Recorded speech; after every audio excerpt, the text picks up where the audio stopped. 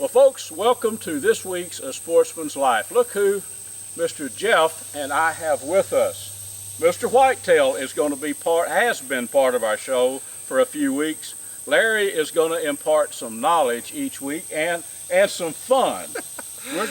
It's all fun. It is all fun, and I am truly honored to be with you guys. I'll tell you what, Luke and I have been doing radio for a while.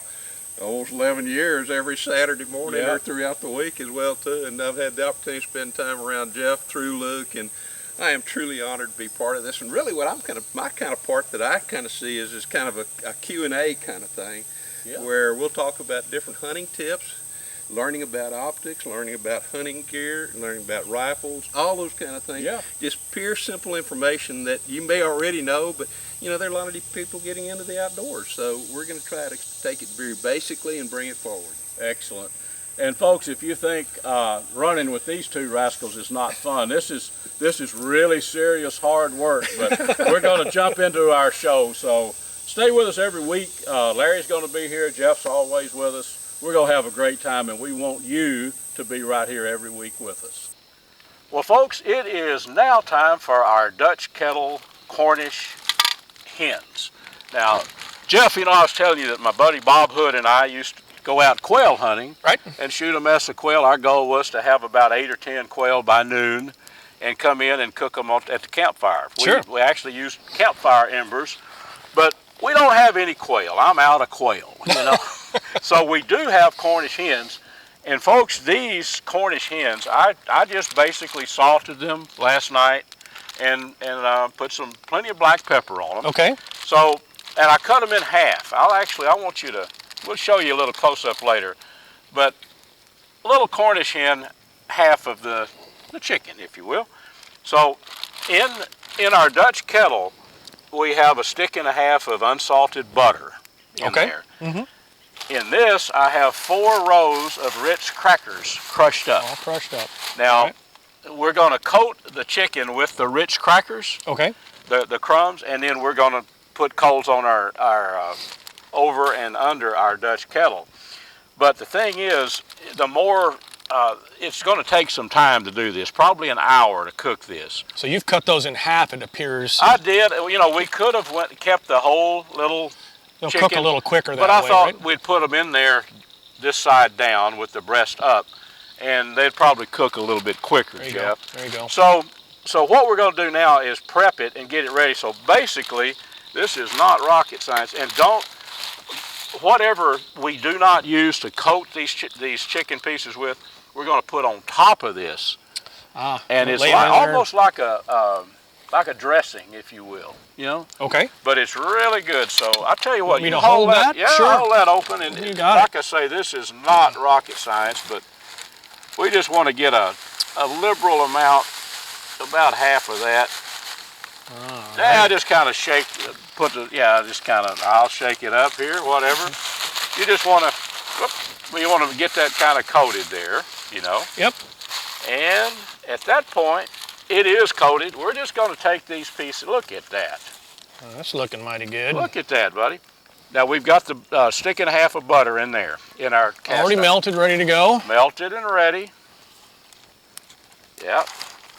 And then you put a little on the top. You know, it's very simple. Nothing better than Dutch kettle cooking, boy. Huh? Yeah. Look at this. We're talking about a lunch, bud. We are gonna have a lunch. If you look in here, we'll show this up close, but the chicken halves are down in the bottom, and then we put, I hate to wait, this is so good. Now I'm gonna have to put on top of this, I'm gonna slice up about another half a stick of unsalted butter. Okay. And this will be some of the tastiest dressing, if you want. I don't know what you're gonna call this, but that's probably plenty for that. I'm gonna set that right down there. Now, pull the chicken pieces up where they're just right at the top, you know, because we want them brown. Okay, all right. Let's take a look at what we have, these chicken pieces right here. I'll tilt this over. We're gonna put coals under it and on top, but there we go. You can see the bird in it. That extra Ritz crackers is all around it. So now, let's go ahead and chip up a little, this is unsalted butter. Let's put a little butter on top where it'll, actually what this will do is flavor everything more, but it'll also baste our chicken pieces. It's not diet food, but you know, we're hog hunting, so. Looks like good food to me. So there we go, we just put that in there, and let's, black pepper, an absolute must on this. Let's give it some, let me get where I can work with this. Plenty, and we have some black pepper already in there too, so we don't want to overpower it. And I'll tell you what, now, all we need to do basically is put the lid on this Dutch kettle right here, and then we're gonna take the grill off and put our coals under it and on top of it, and in about an hour, we should have some of the best chicken that you can imagine. That'll be lunch for us here, so let's do that. Let's get our coals on it and get it cooking. All right, so.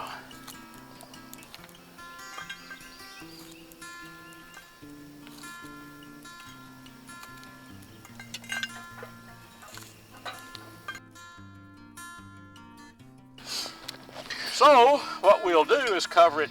You know the rule of thumb, this is a number 10, a 10-inch cast iron Dutch kettle.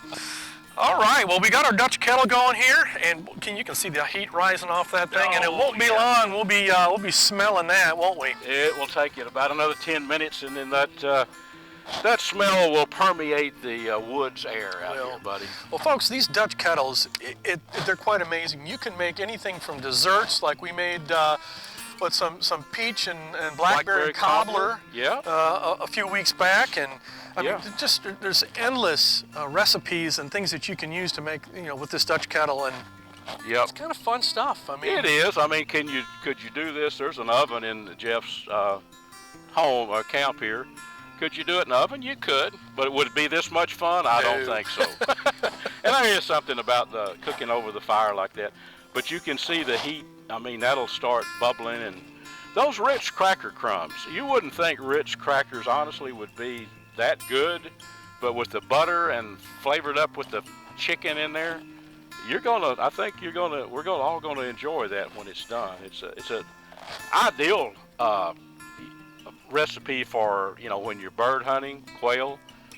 But something I've never done is take pork backstrap, roll it up, and pin it with a, you know, say a toothpick, and use that. I think that would be excellent too. The same recipe. That sounds good. And we have plenty of pork backstrap, so we'll try that sometime. You know. Yes, we will. Yeah. Well, folks, we're going to have this on for probably, I would say, what, a good hour, perhaps? Yep. So maybe we take a commercial break at this point. Yep. Give this time, you know, to cook a little bit, and come back. We'll come back and we'll kind of take a peek at what we got going on here, and we'll get closer to eating some good groceries here. Sounds like a winner to me. Yep. All right. Well, we'll be back after this commercial break. Folks, as an old outdoors writer, I have used lots of products. Smoking Tex electric smokers. The best smokers that you can find. This is Diz and this is Scott, my buddies. Diz, tell them how they can learn more about Smoking Tex. Yeah, obviously the number one source of information is going to be our website. It's got hundreds of recipes, it's got helpful guides, it's got all of our models and our accessories listed there. Of course, we have a phone number, 888-922-1511, and we'll actually answer our own phones. That's true. And There's the main thing, the easy way, smokingtex.com. You can learn all about it. Correct. And of course, we're on all the social media, Instagram, Facebook, etc. So take a look at us whenever you can, and whatever social media you'd like, and we look forward to working with you. Well, folks, we're back, and our Cornish hens have been cooking about 45 minutes. Boy, let me tell you folks, when the wind blows the right direction, I'm sitting here and it's like, wow, does that smell And awesome. we're hungry. We're ready for lunch.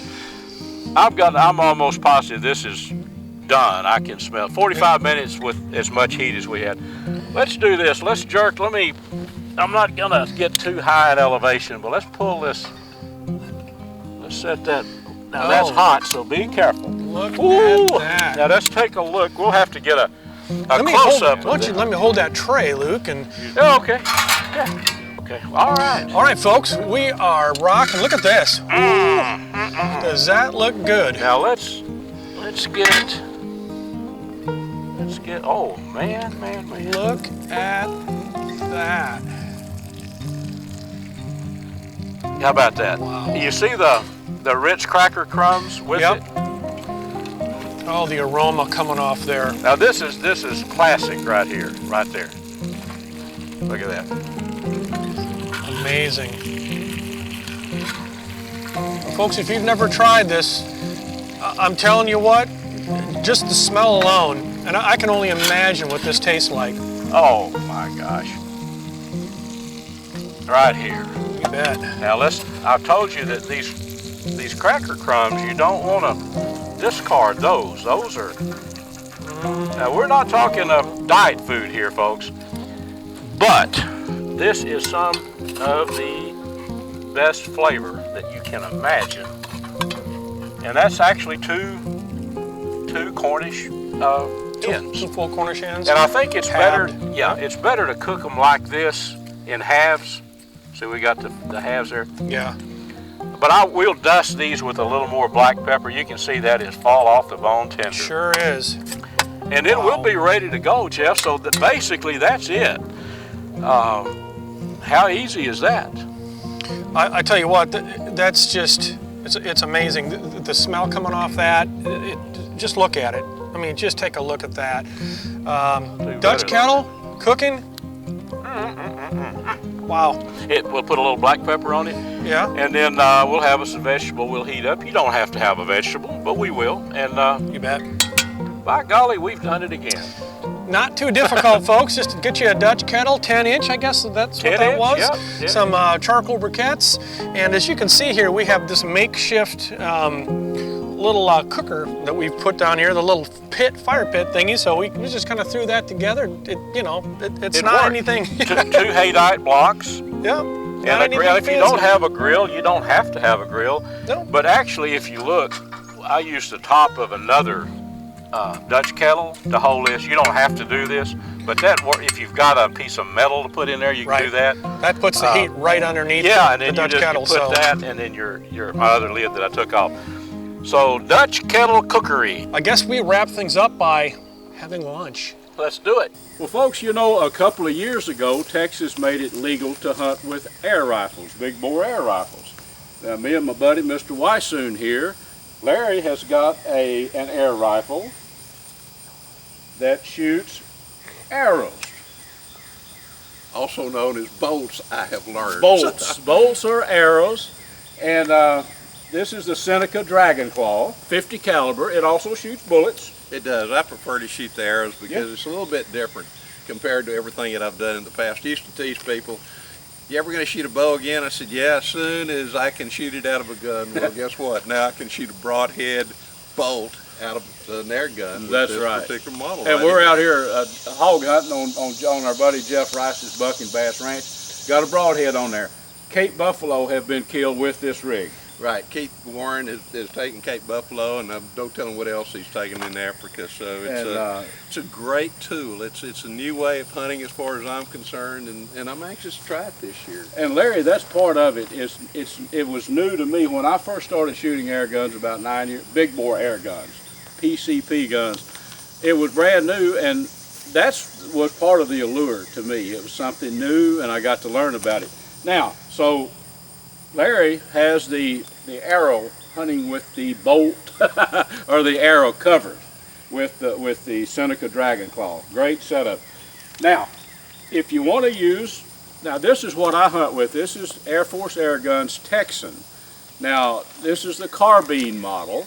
They make a longer barreled model that gets a little more velocity, but I've killed a bunch of critters, hogs, and I killed a nice buck with this rig last year. So Air Force Air Guns Texan, they make, this is 45 caliber. They make a 50 caliber, which I haven't shot yet, but this will generate over 500 foot-pounds of energy. So bullets, Mr. Wysoon's got his arrows. You think, well, what kind of bullets? You'd think, well, it's an air gun, maybe a little light bullet. These are Swage bullets here, and Nielsen Specialty Ammo makes them. Now, you probably can't see them this close, but they're a very well-made, well-designed bullet as far as for air guns, strictly. So, Larry, I think we've maybe give the folks a good primer in air gunology. It is. It's a new way of hunting, legal now in Texas. Bows, this one can't be used during the archery season, but it can be used with an arrow during the regular hunting season. So just something new to play with and a new kind of adventure. And if you haven't tried it yet, let me suggest that you do. I think you'll be truly impressed. I think so, Larry. And for folks that, well, where do I get all this stuff? Pyramid Air is the largest air gun supply company in the world. Just go to Pyramid Air. They have people there that you can actually call if you're going to have some questions. If you don't know someone that's already shooting these big bores, well, Pyramid Air has some folks that can help you out. So hopefully this little tutorial with Mr. Wysoon and myself, hopefully it'll help you get started in something that's fun to do.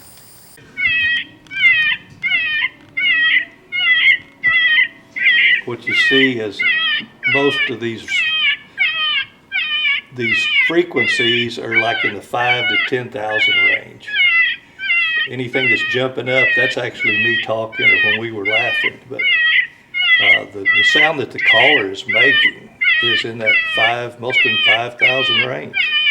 And this is with a collar that you've used for years. This is a caller I've used for years. I can't tell you how many coyotes and cats I've called up with this call. But it's generally the first time we go into an area. And then the second time, of course, your success is going to drop. And then the third time you go in there, you know, you might as well be throwing rocks at them because the coyote is educated. Now, you may trick a cat again, but that coyote, he's pretty much finished with you. So well, what we're doing this morning, I've had the opportunity to spend a little time with Gary, and Gary's got a brand new book out, and we were doing some promotional work on his book and his TV show, and it's called Eyes Front. But this is the book that you're going to want. We've already talked about it a little bit in the past episode, and let me just tell you that the best way to get a copy of it is to get in touch with Barnham, BURNHAM Brothers, BROTHERS.com, and you can order it directly from there. And if you've got any interest in wildlife, whether it is relative to turkeys or even whitetail rattling, but particularly in terms of predators, there's nobody that knows this business better. And what we're talking about this morning is Gary's come up with a brand new call that really has revolutionized. And so we've been visiting a little bit about it and looking at, Gary, what do we have here? What is this that I've got on screen? well, what we have is it's just a regular Samsung tablet. And I have a ultrasonic mic. This mic has ability to handle ultrasonic frequencies. So what we've done is just downloaded an app. It's called a Bat Recorder app, and it will actually give you the ability to see the sound, if that makes sense. Yes, it does. Because we can't hear all the sound frequencies that are being generated, especially by distress sounds. Animals go. Say when we were young, we could hear to 20,000. These most distress sounds are going 40,000 and up. So the real ones. The real sound does. And, we can see plainly that those old equipment that we had just could not reach those frequencies. But it wasn't until now that we have the technology to reproduce the actual sound. So you needed to be able, there was no problem with reproducing the sound to that height, I suppose. We didn't have the speakers. We didn't have that the could produce speakers it. that could do it, okay. And also, of course, when I started this, I thought, well, we can just use the sounds we had. But no, you cannot. So These sounds have to be recorded ultrasonically, or they'll never be able to go ultrasonic. Gotcha. So we're having to re-record all of our sounds. Oh my goodness. So that's been fun. Yeah, sure. And there's still some that we want to get that I don't have yet, but we're, as long as I have the ability to use ultrasonics in the field, I will never play the old sounds again, Right. because I know they're artificial. We can see that. Like I say, what we're going to do now, we've shown you what the old system would do, And you and can I'm not see- playing it right now. But No, it's just us talking, but you could see where it was. It's just barely on the very bottom. That's Yeah. the sound that you, I, or even a cow would hear. we can hear those. Yeah. Anyway, we're going to change up, and we're going to put the ultrasonic or the rogue collar on. The road collar. That will produce a full spectrum of sound.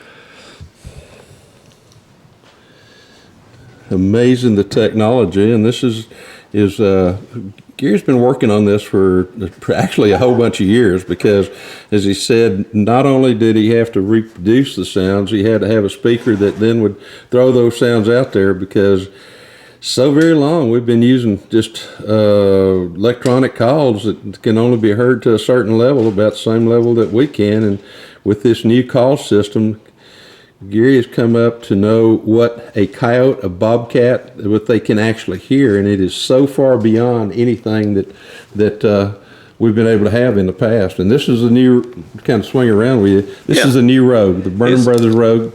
That'll be the logo on the outside. Oh, When you use it in the field, of course, you'll just open it up. Right. And what we found is, I thought we could just go to strictly an ultrasonic speaker and get all the sounds produce all the sounds that we needed. Right. What we found, though, is the ultrasonics do well with those frequencies at like 12 to 15,000 and up.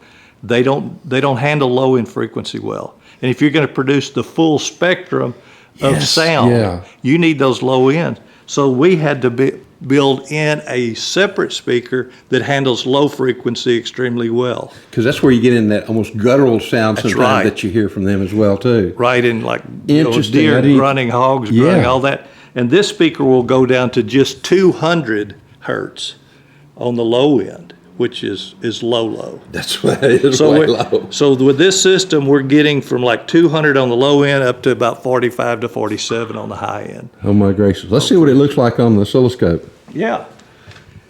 Oh, let's see here. I tell you what we're going to do. We played a grown cottontail a few minutes ago, and so I'm just going to zoom down to a cottontail recording that I like.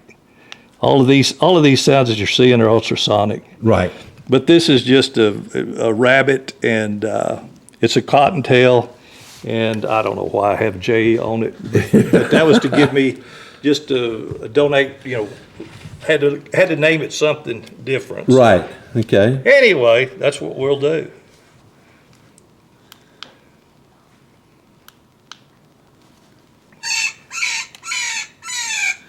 Oh my goodness. It's going to start on the left again. Yes.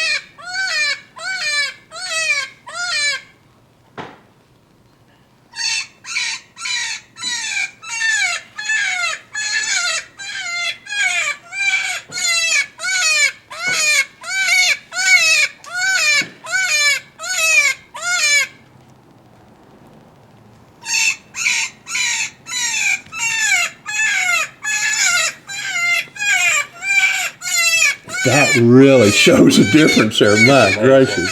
Yeah, you're seeing you get some readings up over 40. Most of them are in the 35 range, but you'll get some to 40. And depending on what sounds you're playing, you're going to get some that go way higher than that. So the higher pitch that sound has there, the higher it will record right there, right? The numbers on this side, 0 through up about 40 where we're going.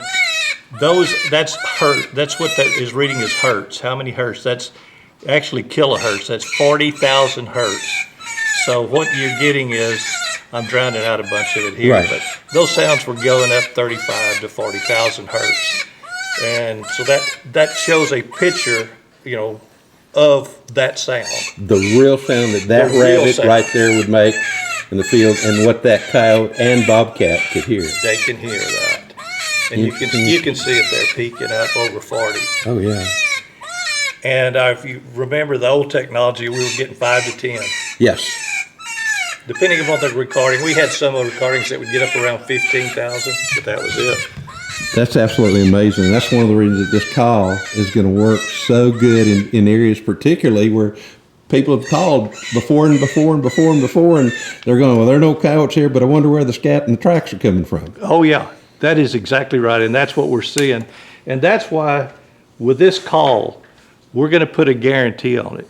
If you buy the call and you're not seeing more responses and more aggressive responses than before, and use it for 30 days. If you're not getting that, we'll give you your money back, because we're that sure, know that much about this technology and what we're seeing. I don't think you're going to get any returns.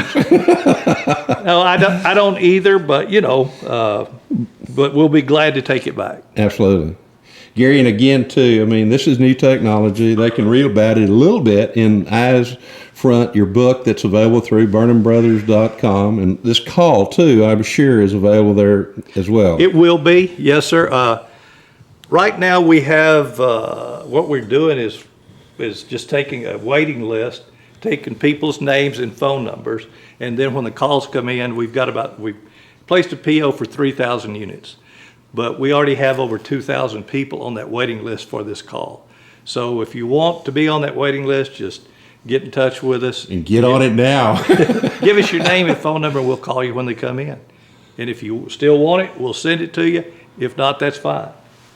Gary, thank you. The next step's going to be, next time we get together, is once again try this call. I've been out with Gary in the past when he was in the kind of the prototype stages of this, and it worked absolutely fantastic. And I can't wait to come back, and we'll try it again in the real world. There we go. We're going to wait till it cools off, though. This 102 degrees is not for me. Yeah, I agree. Gary, thank you so very much. Thank you, Larry. Well, friends, welcome back. Thanks again for joining us on this week's show. Gosh, guys, we have so much fun doing this stuff, don't you think? I mean, I know. This is out of this world fun. Oh. I can't tell you how much I appreciate and how honored I truly am to be with you guys. Well- and all those folks out there too. absolutely. We want to thank you folks for joining us each week. We have fun bringing this stuff to you, and we certainly appreciate you joining us, liking us, sharing us, and joining us for another adventure. We'll have another exciting adventure next week, so stay tuned, and until then, be safe in the outdoors. And a special thanks to Air Force Air Guns, Dallas Safari Club, Hornaday, Pyramid Air, Nielsen Specialty Ammo, Sightmark, Smoke and Tex, and Striper Express.